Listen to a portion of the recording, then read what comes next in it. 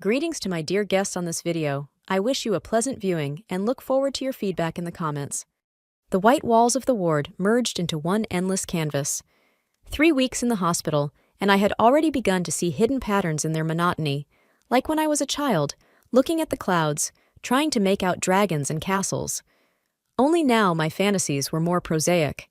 This crack in the corner resembled our store's sales chart for the last quarter, and the stain above the bed was the silhouette of my boss Merrick looming over the employees. My name is Tallulah Hadley. 29 years old, single, working, or rather, I used to work, as a consultant at Homestyle, a home goods store in Overland Park. I ended up in the hospital after what was supposed to be a routine operation to remove a cyst in my lung. What could have gone wrong? As it turns out, a lot. Pneumothorax, the doctor explained after I woke up from the second emergency surgery. Air got into the pleural cavity. It's rare, but it happens. That rare but happens is what prolonged my stay here for weeks. First, there was excruciating pain, then drainage tubes sticking out of my chest, then a slow, very slow recovery. I lay there staring at the IV and thinking about how quickly life can change. Just a month ago, I was worried about quarterly reports and choosing wallpaper for the summer collection display. Now, I was ready to dance with joy if I could make it to the bathroom without gasping for air. The phone on the nightstand vibrated. A message from Winifred. "I'll be there in half an hour. I'm bringing your favorite strawberry yogurt. Get ready." I smiled. Winnie was the only person from work who visited me regularly. There were about 15 employees at Homestyle, but she was the only one I was really friends with. Homestyle was the second largest home goods store in our neighborhood. It wasn't huge, but it wasn't a small family business either.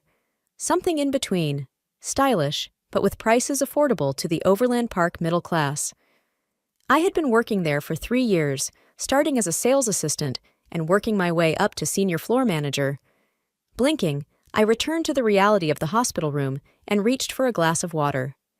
Every movement still sent a dull ache through my chest, but the doctor said I was on the mend. If only I knew when I would be able to return to work. For the first 2 weeks, I was too ill to worry about anything but my condition. In the 3rd week, when my mind cleared, I sent Merrick a short message saying I was in the hospital. The reply was curt, "Get well, keep us posted." That was it. No flowers, no fruit basket, no "get well soon" from the team. Then again, I didn't expect much from a man who, when hiring employees, always said, "I don't need friends, I need workers." Winifred showed up right on time, with yogurt, the latest issue of an interior design magazine, and the news. "My goodness, you look much better," she exclaimed, kissing me on the cheek. Winnie was the complete opposite of me. Tall, red-haired, always dressed in bright colors. My dark hair and penchant for neutral tones in clothing made us look like the negative and positive of the same photograph. "Don't lie, I look like a corpse," I grinned.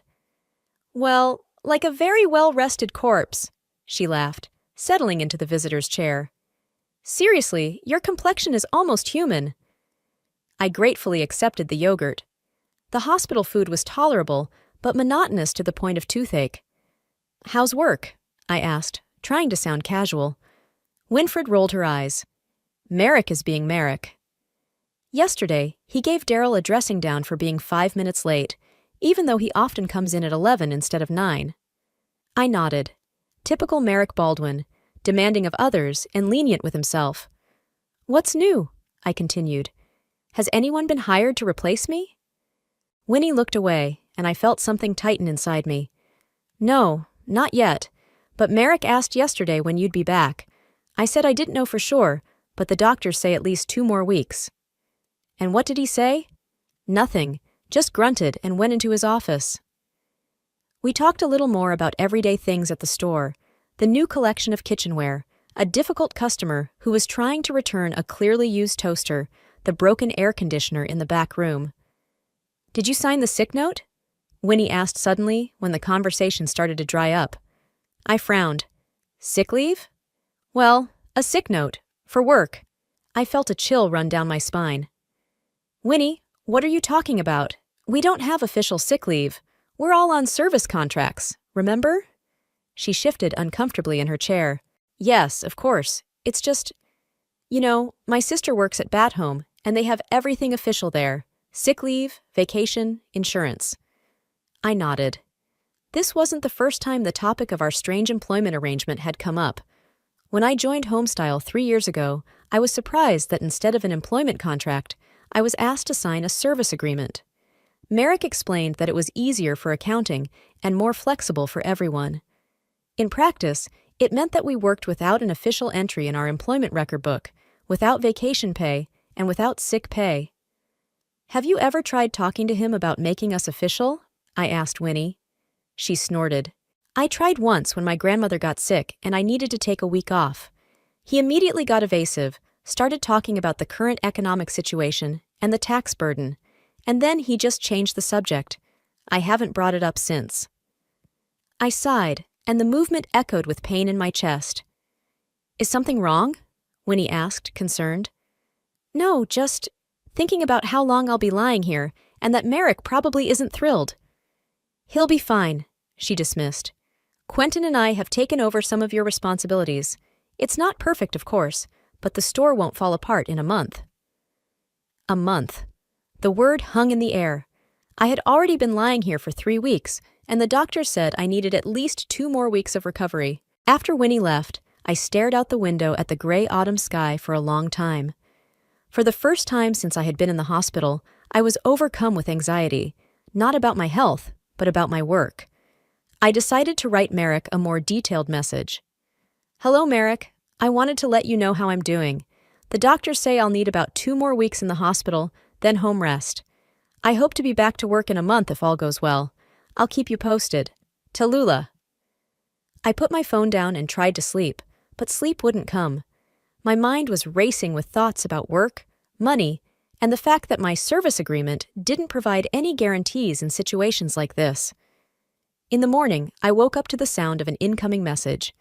Merrick had finally replied. Tallulah, I need to talk to you. Call me when you're free. A chill ran down my spine. The tone of the message didn't bode well. Gathering my courage, I dialed his number. Merrick Baldwin, he answered after the second ring. Hello, this is Tallulah. You asked me to call you. There was a short pause. Yes, Tallulah. Listen, I got your message. A month is too long. I swallowed hard. But I'm in the hospital, and the doctors say— You haven't been to work in over a month, he interrupted. I don't need employees like that. We're a small company, Tallulah. I can't hold a position open for someone who's been away for so long. My heart was beating so hard that the monitor next to my bed beeped. Are you firing me? I managed to say. I consider this a mutual termination of our contract, he replied dryly. According to Clause 7, either party may terminate the contract by notifying the other party. But I'm in the hospital! This is an emergency! The contract doesn't mention any exceptions. Business is business, Tallulah. I've already prepared all the termination documents. When you get out of the hospital, you can pick up your things and your final payment. I felt a lump rise in my throat, a mixture of hurt and anger. 3 years, Merrick. I've worked for you for 3 years. And I appreciate that. But right now, I need someone who can do their job, not lie in a hospital. Nothing personal, just business. After that conversation, I sat for a long time, staring into space. It felt like my whole world had collapsed. 3 years of dedicated work, and just like that. Nothing personal, just business. An hour later, an email arrived with official notice of termination, dry wording, references to clauses in the contract, and Merrick's signature at the end. Not a word of regret, not a wish for a speedy recovery. I reread the letter over and over, trying to make sense of what was happening. Getting fired is a heavy blow in any situation. But getting fired while you're sick, when you're confined to a hospital bed, feeling especially vulnerable and helpless, was something out of the ordinary. What struck me most was not even the situation itself, but the calmness with which Merrick did it. It was as if he saw nothing wrong with firing someone who was in the hospital after major surgery. The nurse who came in to check my vitals noticed the tears on my cheeks. Bad news? She asked, changing my IV.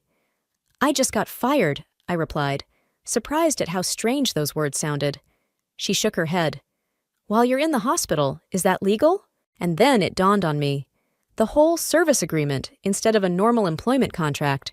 No employment record book, no official vacation time, no sick days. Merrick had been using this scheme for years to avoid responsibility to his employees.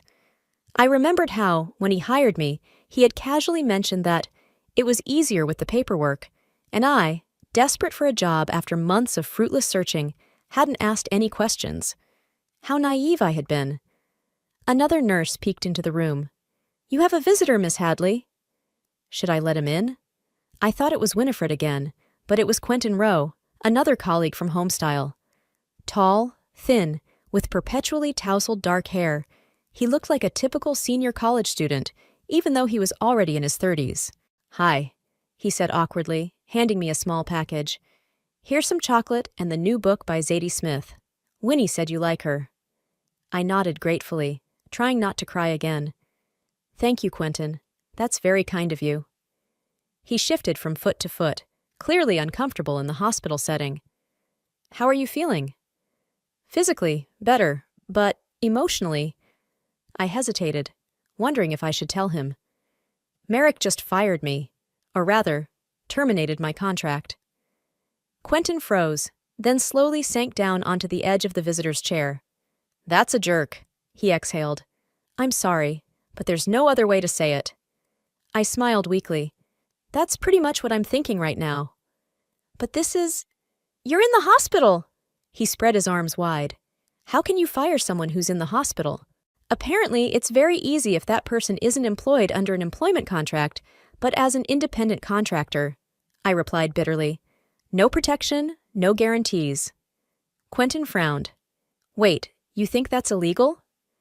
"Well, this whole scheme with service contracts?" I shrugged and grimaced from the pain in my chest. "I don't know, but it's clearly not right. We're basically working like regular employees, fixed hours, reporting to a boss, regular pay, just without any protection." "I hadn't really thought about that," Quentin muttered. "You know, my girlfriend works at a law firm. Maybe she can give you some advice?"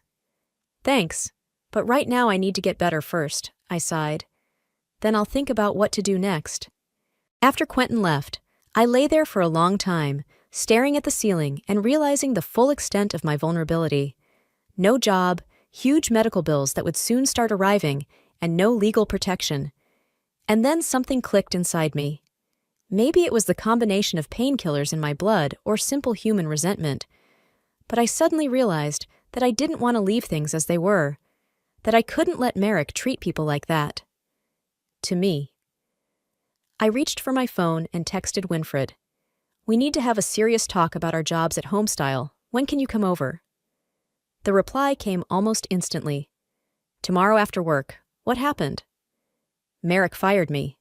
"What? That jerk. I'll be there at 6. I put my phone down and stared at the ceiling again. Fired. The word sounded like a death sentence, but maybe it was just the beginning of something Merrick Baldwin didn't even suspect. The taxi driver stopped at my house just as the gray skies of Overland Park decided to burst into rain. It wasn't pouring, but it was persistent enough to quickly soak me as I paid the driver and tried to hold a small hospital bag with my things. "Can I help you, ma'am?" the taxi driver asked, noticing how I winced with pain with every movement. "Thanks, I'll be fine." I smiled through gritted teeth. In fact, I wasn't so sure about that. The 50 steps to the entrance seemed like a marathon. The stitches on my chest throbbed with dull pain, and my lungs, as if in retaliation for the recent invasion of the scalpel, refused to work properly even with minimal exertion. But I made it. Slowly, stopping every 10 steps, but I made it. My apartment greeted me with stale air and dust dancing in the rays of sunlight that had broken through the clouds. It was a typical one-room apartment in an unprestigious neighborhood. A small kitchen combined with a living room, a bedroom slightly larger than a storage room, and a bathroom that was too small for 2 people. But it was my home, and I had never been so happy to see it as I was after 5 weeks in the hospital. I carefully sat down on the sofa and allowed myself a moment to catch my breath before starting to clear the pile of mail at the front door. Letters had been accumulating there all these weeks, forming an impressive stack. I suspected that most of them were bills, and I was right. The internet bill, which I hadn't used for a month. The electricity bill, even though no one had been in the apartment. A rent increase notice, the cherry on top of my financial problems. But the most impressive was the envelope from the hospital, a preliminary bill for treatment. I looked at the six-figure sum and felt panic rising in my throat. Standard medical insurance only covered a small portion of emergency procedures of this kind. The rest would have to be paid by me. Me, who had just lost my job. I closed my eyes and took a few deep breaths, as much as my damaged lungs would allow. Panic wasn't going to help now. I needed a plan. My phone beeped. A message from Escher. "Have you been discharged? I'll be at your place in an hour." My younger brother, my only relative in this city after our parents moved to Florida 5 years ago. His concern had always been unobtrusive, which I especially appreciated. While I waited for Escher, my thoughts inevitably returned to work, or rather, the lack thereof. I opened my laptop and went to the Homestyle website. It was a strange feeling to see the familiar logo, the familiar products, knowing that you were no longer part of it all. The About Us page featured a photo of Merrick Baldwin, the owner and CEO. He was a middle-aged man with premature gray hair and a razor-sharp gaze. "Our mission is to create comfort in every home," read the slogan under the photo. The irony did not escape me. The man who created comfort in other people's homes had just deprived me of the ability to pay for my own. The doorbell rang, announcing Escher's arrival. I struggled to get up to open it. "My God, you look terrible," was the first thing he said, wrapping me in a cautious embrace. "Thanks, little brother. You always know how to cheer a girl up," I smiled, letting him into the apartment. Escher was 4 years younger than me, but he looked older than his 25, perhaps because of his perpetually serious expression or his profession. He worked as a paralegal at a small but respected firm specializing in labor law, and he dressed accordingly in a strict suit that was a little too big for him, as if he hadn't quite grown into his role yet. "I brought groceries," he said, lifting a bag. "And I forgot to ask, can I bring you any alcohol with your medication?" "No, I can't have anything that will cheer me up for at least 2 weeks," I sighed. "But thanks for thinking of me." While Escher was unpacking the groceries, I told him about my dismissal. With every word, his face grew more and more gloomy. "Wait," he interrupted when I got to the part about Merrick. "You said you worked there for 3 years, but formally under a service contract, not an employment contract?" I nodded. "And all the other employees too?" "As far as I know, yes. It's standard practice at Homestyle." Escher let out a sound like a growl. "That's called a sham arrangement," he said, pacing around my small living room. "The company hires people as contractors, but they actually work as regular employees. Many small businesses do this to avoid taxes and Social Security contributions." "And that's legal?" I asked, even though I already knew the answer. "Absolutely not." Escher shook his head. "If the actual relationship is an employment relationship, then the contract is just a way to get around the law. It's easy to challenge." "How?" Escher sat down opposite me, his eyes lighting up with that special fire that always appeared when he talked about legal issues. "The Labor Inspectorate. One complaint, and they'll conduct an investigation. If it turns out that the company is using bogus contract agreements for actual employment relationships, the fines will be huge, plus compensation for all employees."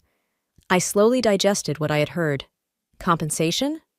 Retroactive, for the entire period of employment. Vacation pay, sick pay, everything required by labor law. Escher was in his element. Plus moral damages to you personally for being fired while you were sick. It's a flagrant violation. The idea of going against Merrick was both frightening and tempting. On the one hand, I was afraid of conflict, and always tried to resolve problems peacefully. On the other hand, the memory of the cold, businesslike tone with which he had informed me of my dismissal still burned inside me. "I need to think about it," I said. Escher nodded, but I could see he was eager to act. "Of course, but if you decide to go ahead, I'll help you gather all the necessary evidence. The important thing is not to delay while the details are still fresh." After my brother left, I spent a sleepless night thinking about my options. Should I report it or not? On the one hand, it could provide me with the money I so desperately needed right now. On the other hand, there would be inevitable conflict, stress, and a possible negative impact on my future employment if Merrick decided to retaliate. In the morning, I woke up with a clear understanding.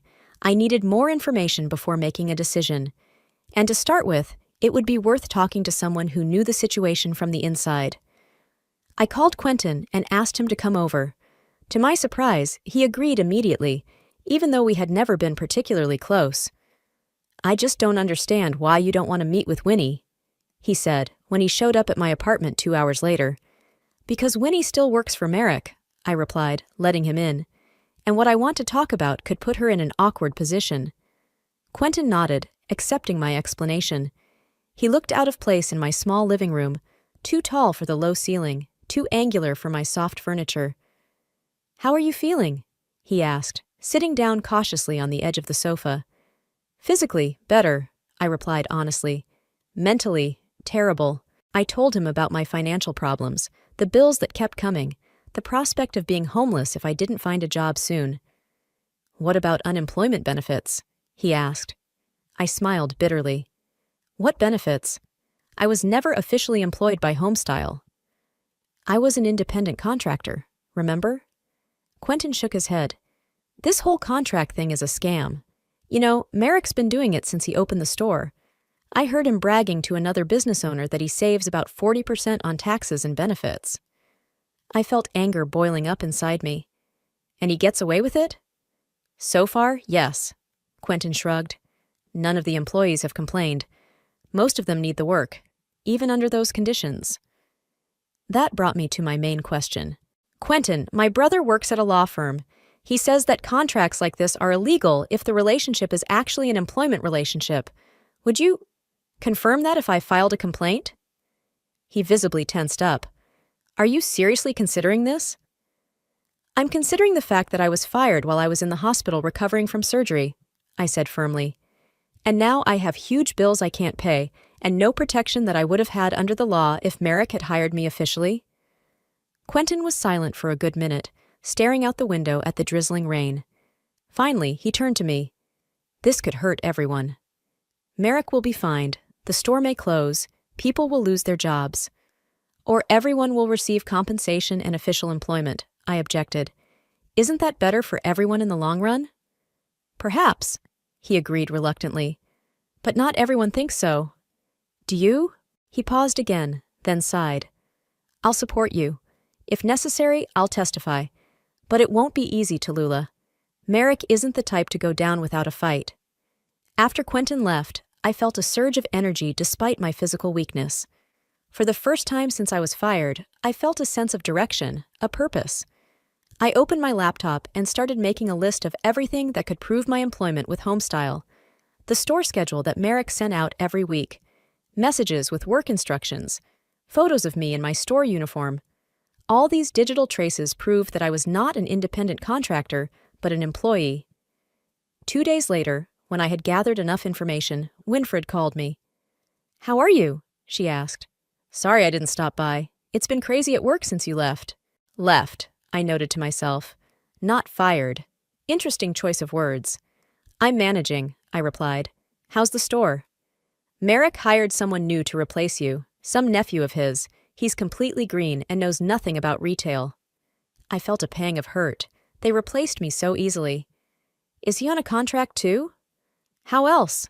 Winnie snorted. "Merrick doesn't offer anything else. You know what's funny? This new guy, Jared, asked about health insurance right away. Merrick just smiled and said, 'Why do you need insurance? You're young and healthy.' As if young people don't get sick." At that moment, I made my final decision. "Winnie, I want to ask you something," I began cautiously. "Would you like to work officially? With a work record, vacation time, sick leave?" "Of course," she replied without hesitation. "Who wouldn't? But Merrick would never agree to that." "What if there was a way to make him?" There was a pause. "Tallulah, what are you thinking?" I took a deep breath. "Escher says that the contracts Merrick uses are illegal. They're bogus deals to get around labor laws. One complaint to the labor inspectorate, and he'll be forced to hire everyone officially, plus pay compensation." The silence on the other end of the line lingered. "Winnie?" "I'm here," she finally replied.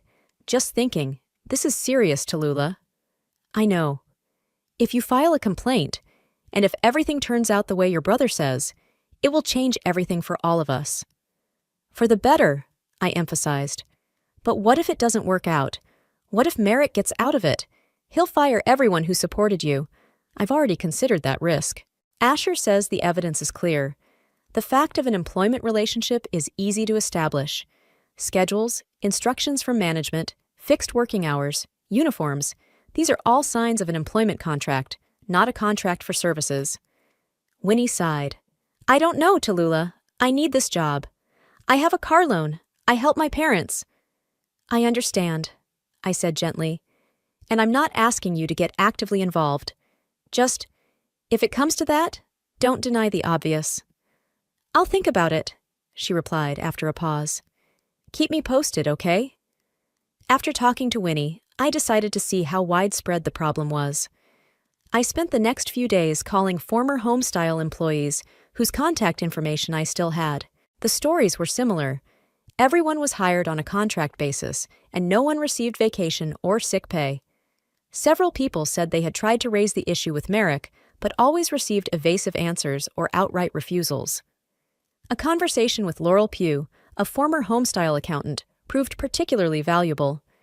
She worked there for 5 years before leaving last year. Merrick knows exactly what he's doing, she said when I called her. This contract scheme saves him thousands of dollars every month. He once told me straight out, why pay for their health insurance? Let them take care of themselves. And no one ever complained? There was one girl, Josie. She got hurt on the job. She fell off a ladder while stocking shelves.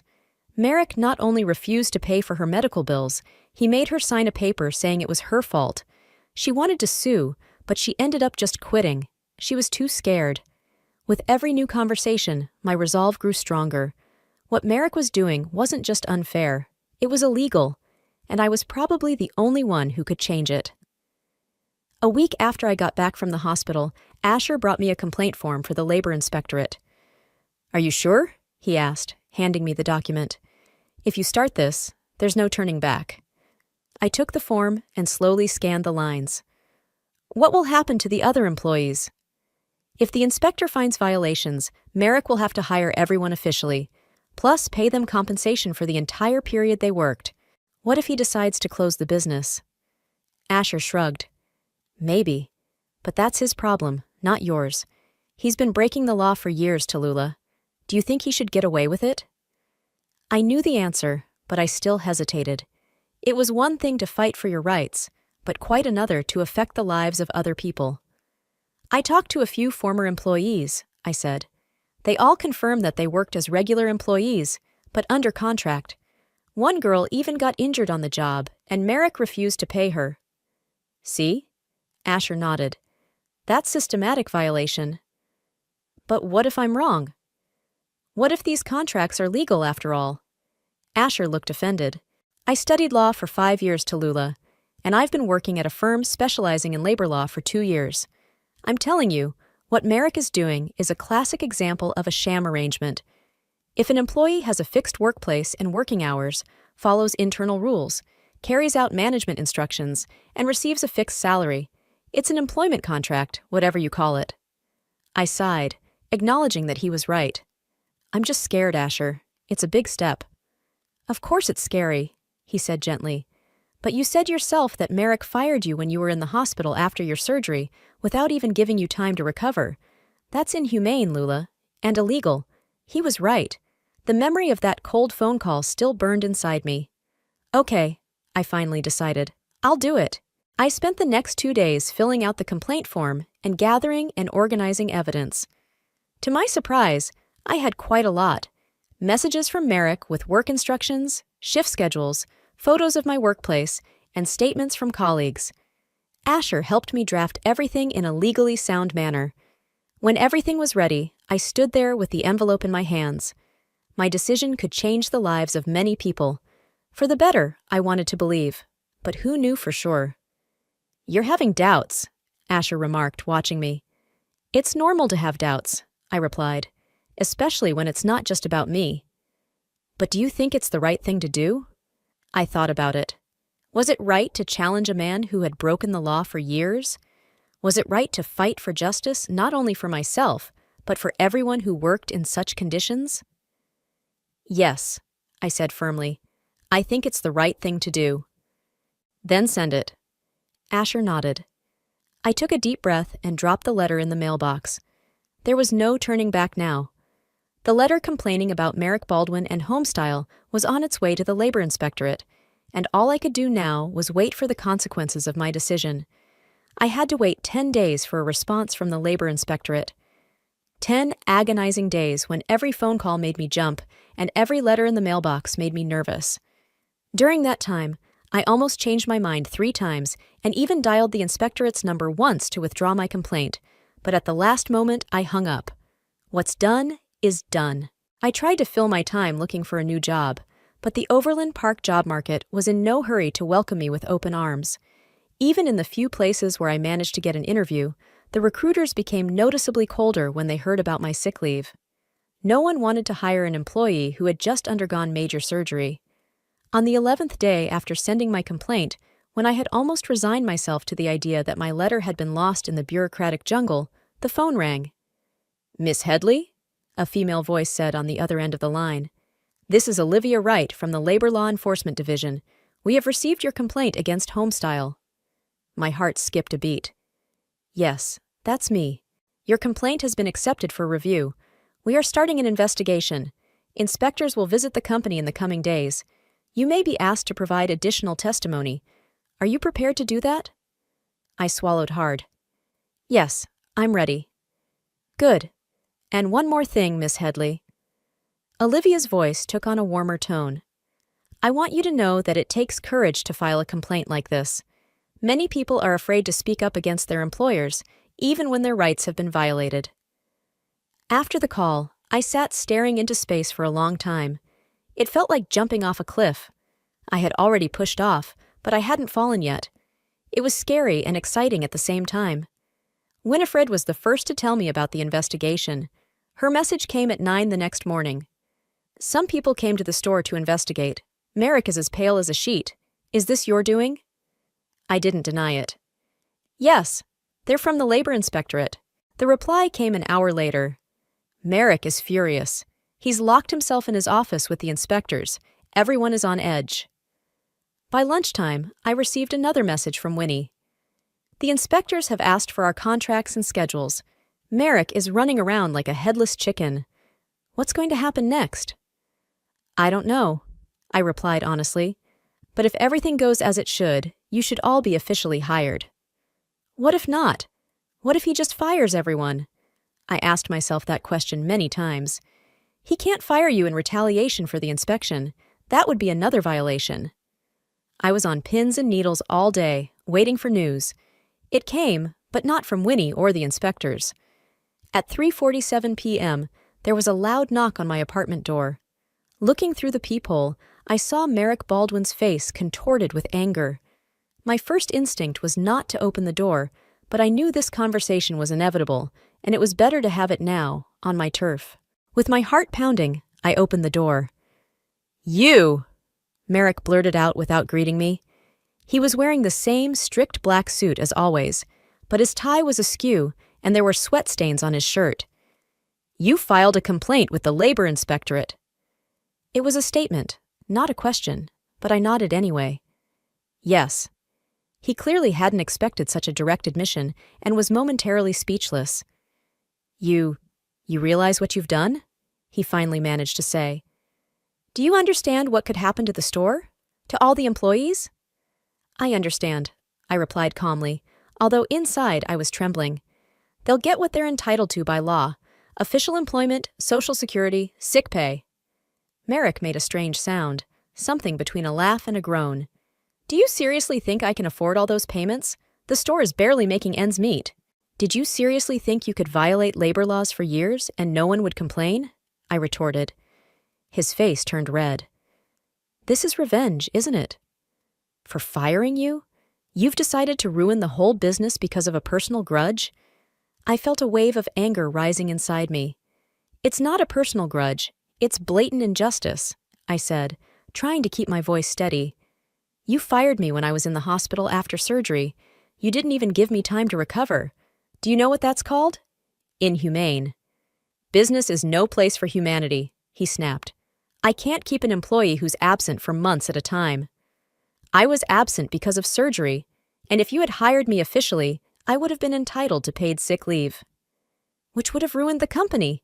Then maybe your company shouldn't exist if it's built on violating the rights of its employees, I said, surprised at my own boldness. Merrick looked at me with a mixture of anger and, I thought, slight surprise. You've changed, Tallulah, he finally said. You used to be a quiet little mouse who just followed orders. I used to think you were a normal employer who at least respected his employees, I replied. But when you're lying in a hospital bed and you get a termination notice, it changes your perspective. He took a deep breath, clearly trying to calm down. Listen, he said, his tone now almost conciliatory. Let's be realistic. You filed a complaint, and now I'm in serious trouble. Fines, compensation. I could lose my business. But you won't gain anything either, except for a momentary satisfaction from revenge. This isn't revenge, I repeated. It's justice, and not just for me, but for everyone who works for you. Justice, he snorted.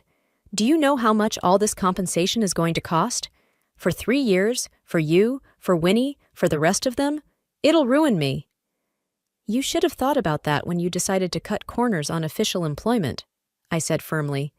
That money should have been paid out anyway. You just took it for yourselves. Merrick looked at me with undisguised hatred. You'll regret this, Tallulah. I swear you will. Is that a threat? I asked, feeling my heart pound. It's a prediction, he said. You think anyone will want to hire someone who destroyed their previous employer? With that, he turned and left, slamming the door behind him. I sank down onto the sofa, my knees shaking. The courage I had shown in my conversation with Merrick evaporated, leaving only fear and doubt. What if he was right? What if I was really just driven by a desire for revenge? And what if that revenge hurt the people I was trying to protect? The next day, Quentin called me. Are you okay? He asked without preamble. Merrick came by yesterday, I heard. From whom? I asked, surprised. From Winnie. He came back to the store after meeting with you and threw a real tantrum. He threatened to fire everyone, close the store, sue you.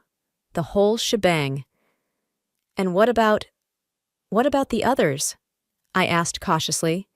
Quentin paused. It varies. Some are angry with you. They're afraid of losing their jobs. Others, well, after the inspectors explained that everyone had to be officially registered with all the required payments, the mood changed. Many now think you did the right thing. That calmed me down a little. And Winnie? She's on your side. She always has been. She's just scared, like everyone else. After that conversation, I felt better. At least not everyone thought I was a traitor. Over the next week, the investigation continued. The inspectors interviewed all the employees, studied the documentation, and conducted a thorough check. I also had to give another statement, this time more detailed, providing all the evidence I had. Then there was a lull. No news from the inspection, no updates from my former colleagues. Merrick didn't show up, although I expected another visit or some kind of dirty trick from him every day. The breakthrough came 3 weeks after the investigation began. I got a call from Olivia Wright from the Labor Inspectorate. Miss Headley, the investigation is complete, she said in an official tone. Your allegations have been fully substantiated. Homestyle used sham contract agreements for actual employment relationships with its employees. This is a gross violation of labor law. I sat there, afraid to move, as if any movement might scare away the news. What happens now? I asked. The company has been fined $75,000, Olivia replied. In addition, Homestyle is required to pay compensation to all employees for the entire period of their employment, including vacation pay, sick pay, and overtime. Also, all current employees must be hired under employment contracts within 30 days. I tried to comprehend the magnitude of the consequences. What about me?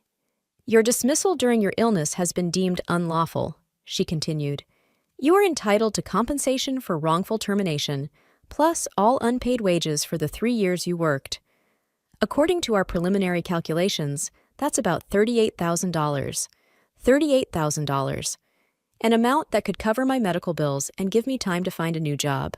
The payments must be made within 60 days, Olivia added. If the company fails to comply, additional sanctions will follow, up to and including suspension of operations. After that call, I sat motionless for 15 minutes. Victory. A real victory. Everything had turned out exactly as it should have. Justice had prevailed. Still, I was gnawed by anxiety. What if Merrick just closed the store? What if people lost their jobs? Could I live with that? My fears were partially allayed by a call from Winfred. "You won't believe what's going on here," she exclaimed, without even saying hello. The inspector announced the results of the audit, and Merrick had a complete nervous breakdown. At first, he yelled that he would fire everyone and close the store, but then his partner came in. You know, the man who sometimes stops by? They locked themselves in the office for 2 hours, and when they came out, Merrick announced that everyone would be given employment contracts, and that everyone would be paid compensation. Really? I couldn't believe it. He just agreed to that? Not exactly, Winnie grunted. I heard part of their conversation. This partner, I think his name is Nathaniel, said that if Merrick didn't comply, he would buy out his share of the business and fix everything himself. He obviously doesn't want to lose the store. It was an unexpected but pleasant turn of events. And what about the others? I asked cautiously. Are they still angry with me? Winnie laughed. After everyone was told about the compensation and official employment? Are you kidding? All they talk about is how they're going to spend the unexpected money. Lynette even said she'd name her second child after you if it's a girl. I couldn't help smiling. And Merrick? How is he? Gloomy as a cloud, Winnie replied. But he's hanging in there. I think he's had to come to terms with it. And you know what's funny? It turns out the business can actually afford to hire people officially. Merrick was just being greedy all these years. A month after the inspection call, I received a check for $38,642.20, my compensation from Homestyle. Attached was a short note, clearly not written by Merrick. Apologies for the inconvenience and best wishes for a speedy recovery. I used the money to pay my medical bills and rent for the next 6 months. This gave me time to recover from my surgery and look for a new job without rushing. To my surprise, Merrick's threats that no one would hire me did not come true. On the contrary, my story attracted the interest of several companies that valued integrity and courage in their employees. 2 months after receiving the compensation, I started a new job as a customer service manager at Ecodom, a company specializing in eco-friendly home products, and of course, with an official employment contract. Homestyle continued to operate. Merrick remained at the helm, but, as Winnie told me, his partner Nathaniel became much more involved in running the company. All employees were officially hired, and paid vacation and sick leave were introduced. One day, about 6 months after the whole story, I walked into Homestyle, just out of curiosity. The store looked the same as always, the same shelves with merchandise, the same display cases, the same price tags. Winnie was at the cash register, and when she saw me, she broke into a smile. "Tallulah!" she exclaimed, coming out from behind the counter to hug me. "What brings you here?"